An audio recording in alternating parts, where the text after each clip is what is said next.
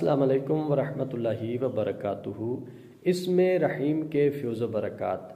अगर कोई शख्स इसमें रहीम को रोज़ाना 100 मरतबा अपने विरद में रखता है तो इसकी बरकत से उस पढ़ने वाले का दिल नरम रहेगा और अल्लाह की रहमत नसीब होगी और तमाम लोगों के दिल जो हैं उस शख्स के लिए नरम हो जाएंगे।